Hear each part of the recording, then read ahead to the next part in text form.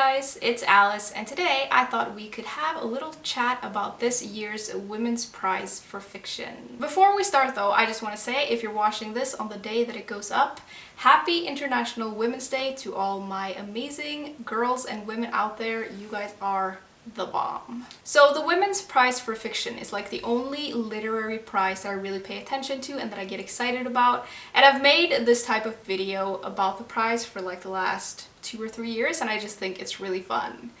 Now, I never try to predict what books are going to be on the long list, and sometimes I've read some of them and sometimes I haven't, and this year I actually haven't read any of them. I always find great books to read from the long list, and it was announced on, I think, Tuesday or Wednesday, and I've had a little look through it, and I thought we would just go through all of them and just talk about what they're about and talk about which ones I want to read and which ones I may be not that interested in. And I'd say like of the whole list, I'd maybe heard of like half of the books, and then the rest are just totally new to me. I think we're just gonna get started and go through all the books, and first we have 1,000 Ships by Natalie Haynes. Now, this is a book that has just completely passed me by, which is very surprising because it sounds like something I would really like and I really want to read it.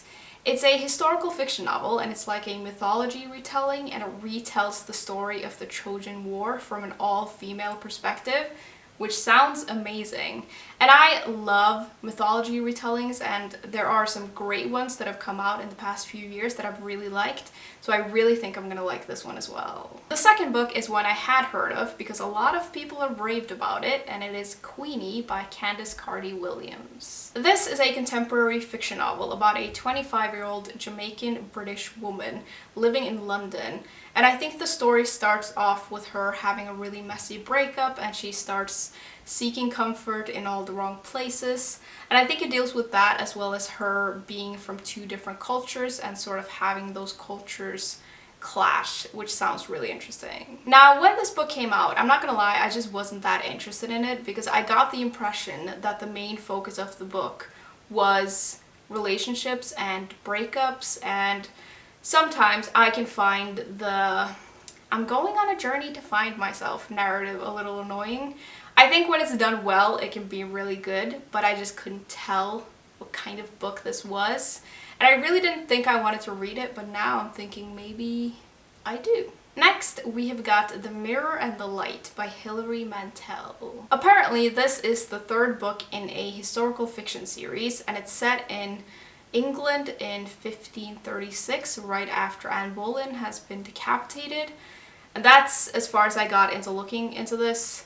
I'm not really that interested in it because I'll need to read another 2 books to read this one, and I'm just not really that interested in it.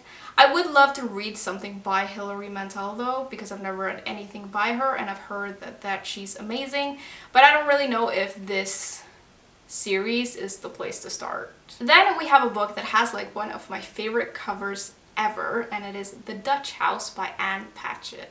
I think the only reason that I've noticed this book before is because of the cover, and I have looked into it before and I just can't tell if it's the kind of book that I'm going to like. I'm pretty sure it's set at the end of the Second World War, and it's about this guy who gets very suddenly rich, and it's about the consequences that has for his life.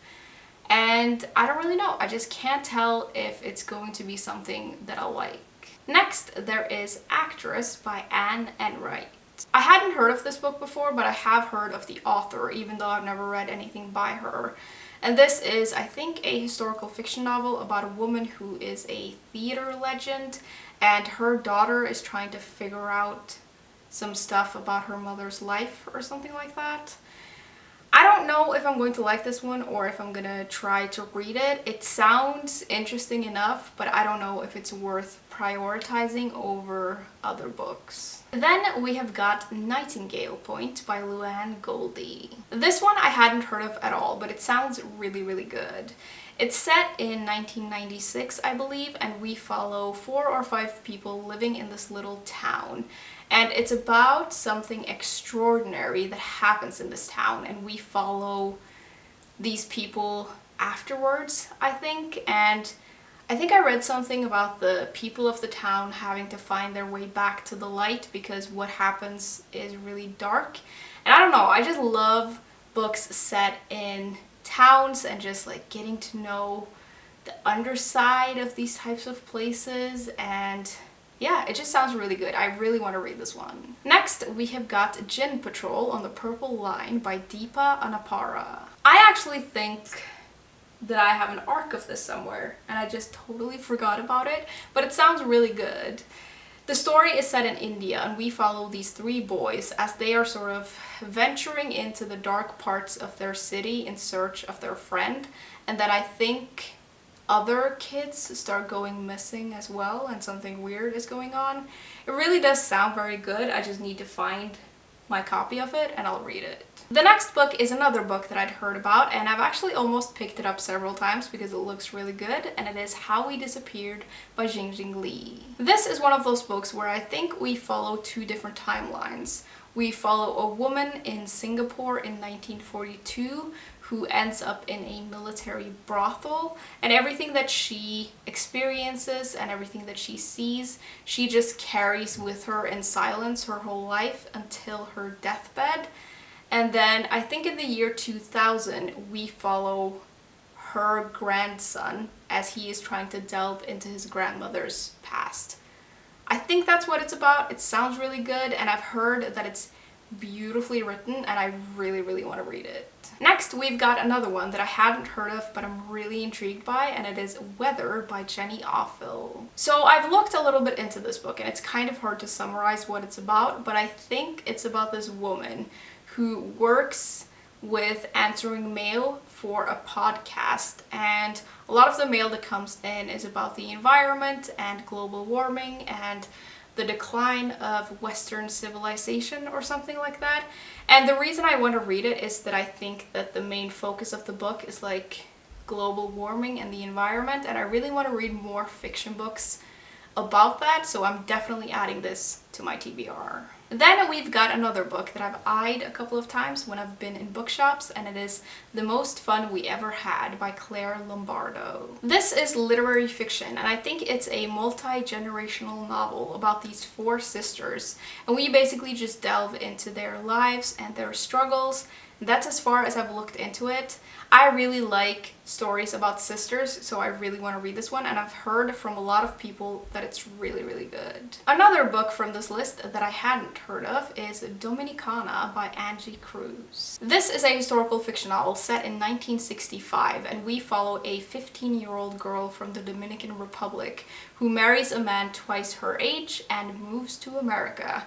And we just follow her story, I think, and I think this sounds so good. Like, it's exactly the type of story that I love reading, and I think out of all the books that I want to read from the long list, this is at the top. The next one is another one that I really want to read, and I'd heard of quite recently, and it is A Girl by Edna O'Brien. This is a fiction novel, and I think it's about this girl who is kidnapped and married into the terrorist group Boko Haram, and I think that sounds really interesting.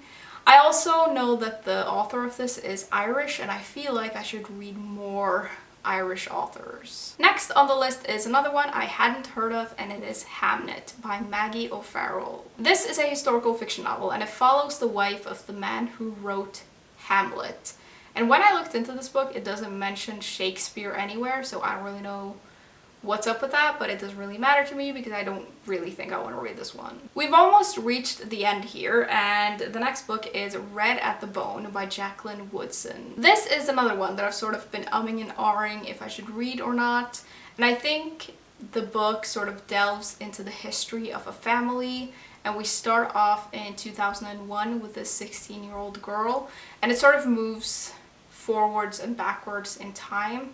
To be honest, I can't really tell what the story is about, which is why I can't tell if I want to read it, but maybe. Second to last, we have Girl, Woman, Other by Bernadine Evaristo. This says it's a love song to modern Britain and Black womanhood, and it follows all of 12 characters, which, I don't know, I think the themes sound really good, but 12 characters is a lot. Like, writing one really good character is extremely difficult, so having 12 just worries me a little bit. Like, I wonder if it works. I might give it a go though, because a lot of people say it's really good. Lastly, we've got one that was completely unknown to me, and it is Fleischman is in Trouble by Tati Brodesser-Akner. Of all the books on this list, this is the one that I'm the least interested in. It says it's about this man who's like 40 or something, and he suddenly experiences that all of these amazing women want him, and then there's something about his ex-wife disappearing or something, and I don't really know. I just don't want to read it. Okay guys, that was a lot of books, but if I have counted correctly, I really want to read 8 of these books. I'm sort of on the fence about 4 of them, and then the last 4 I'm not really that interested in.